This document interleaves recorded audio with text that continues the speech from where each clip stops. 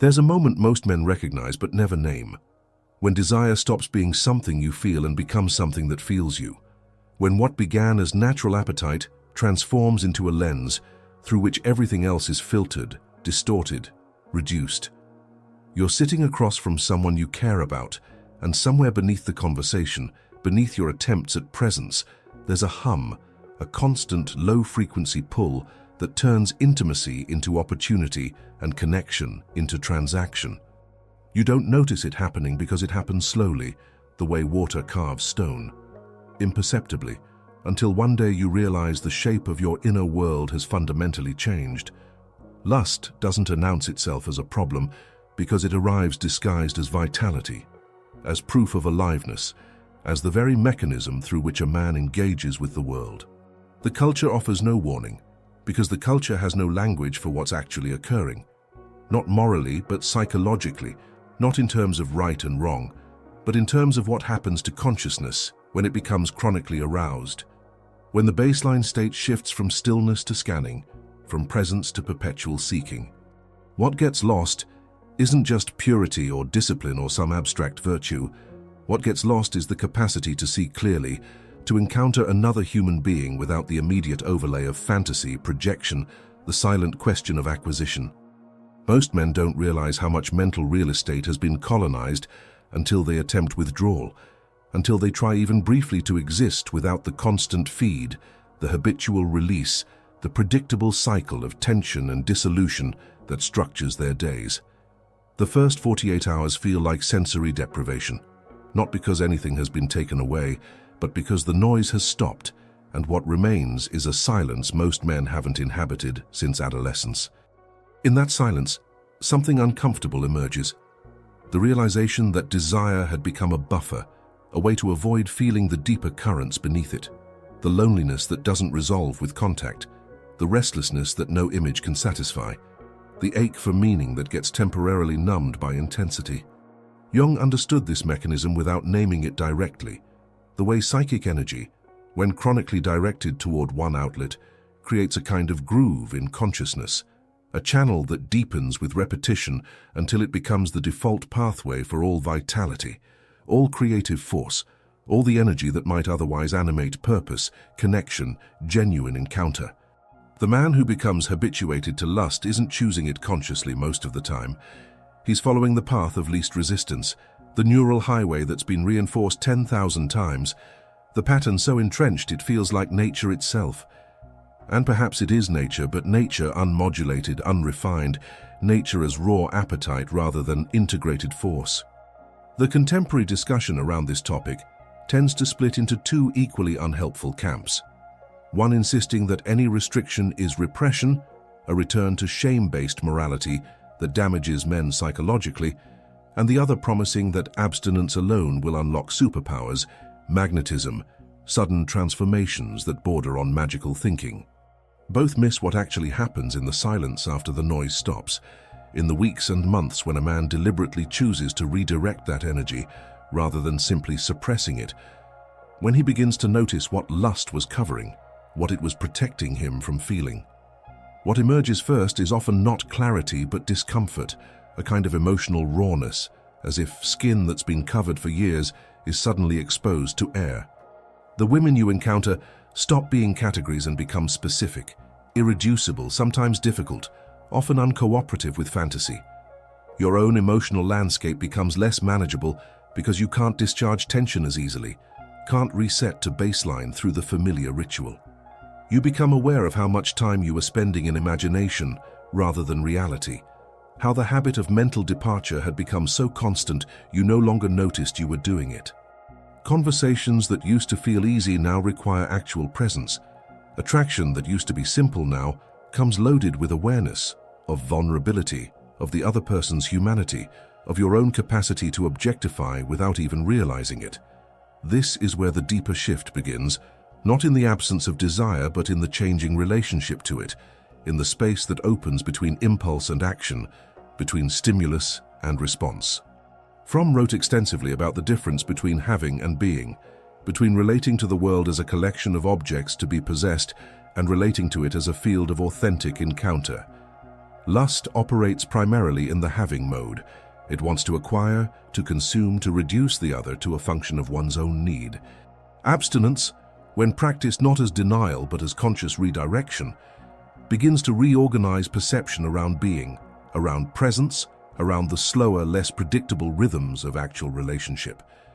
The effects are not immediate, and they're not linear, and they certainly aren't the kind of thing you'd put on a motivational poster, because what happens is less like gaining a superpower and more like recovering a capacity you didn't realize had atrophied. Your attention span increases, not because you're trying, but because the constant fracturing has stopped. You start finishing things, books, projects, conversations, because you're not perpetually half elsewhere, perpetually anticipating the next hit of intensity. Your emotional range expands because you're no longer compressing everything into the single channel of sexual tension and release. Sadness becomes available again, as does joy, as does the particular satisfaction that comes from creating something or connecting genuinely or simply sitting with reality as it is, rather than as you wish it to be.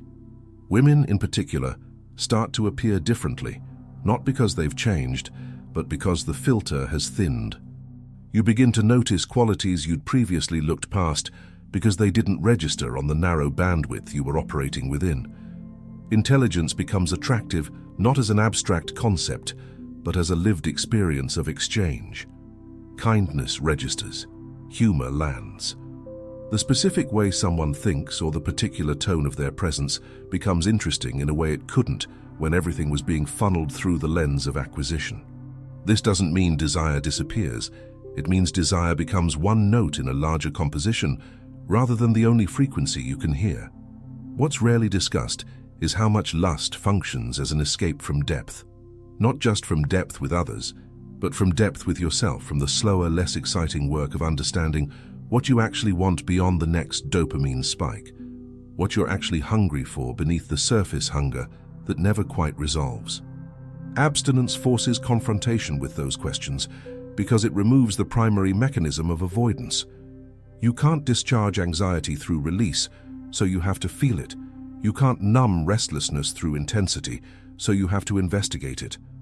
You can't avoid loneliness through fantasy, so you have to sit with it. And in sitting with it, you begin to discover what it's actually signaling, what need it's pointing toward that has nothing to do with bodies or images or the endless scroll. The men who report the most profound shifts aren't the ones who abstain out of willpower or discipline or some grim determination to prove something. They're the ones who abstain out of curiosity, who treat it as an experiment in consciousness, who want to know what changes when the baseline changes, what becomes possible when psychic energy isn't being constantly siphoned into the same channel. They describe a kind of coming back to themselves, a reunion with capacities they'd forgotten they had, the ability to be alone without being lonely, to pursue something difficult without needing constant stimulation, to sit with another person without the silent agenda that used to run beneath every interaction. This isn't about moral superiority or achieving some standard of purity. It's about recognizing that how you direct energy determines the shape of your inner world, and that the chronic arousal state most men have normalized creates a particular kind of consciousness, reactive, scattered, perpetually seeking, unable to rest in presence because presence doesn't provide the intensity that's become baseline. Abstinence, practiced with awareness, is less about renunciation and more about redirection, about discovering what else that energy might animate when it's not being compulsively channeled into the same narrow outlet.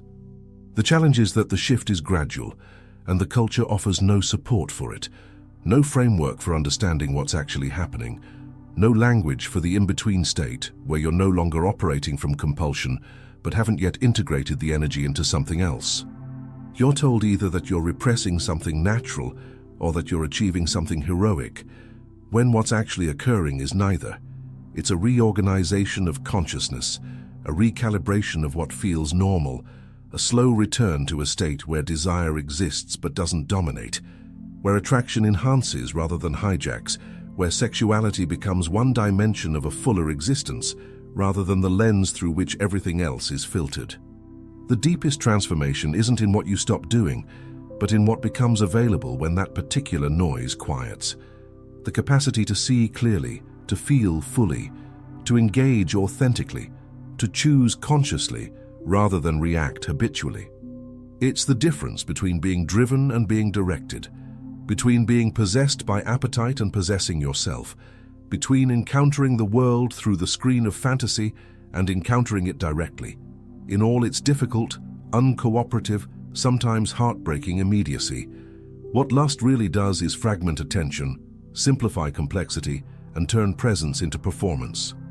What abstinence really offers isn't purity or power, but the gradual recovery of wholeness, the slow integration of energy that's been scattered, the return to a baseline where you're present to what's actually in front of you rather than perpetually seeking what's next, where connection matters more than conquest and depth becomes more compelling than intensity.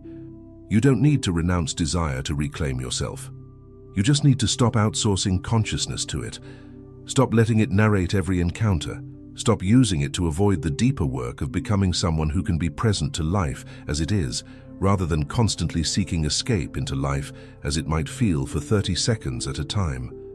The silence that emerges when the noise stops isn't empty. It's full of everything you've been too distracted to notice, too defended to feel, too fragmented to integrate. And in that fullness, a different kind of man begins to emerge, not better in some moral sense, but more available, more whole, more capable of the kind of connection that doesn't reduce another person to a function of your need, but meets them as they are, complicated and specific and maddeningly real.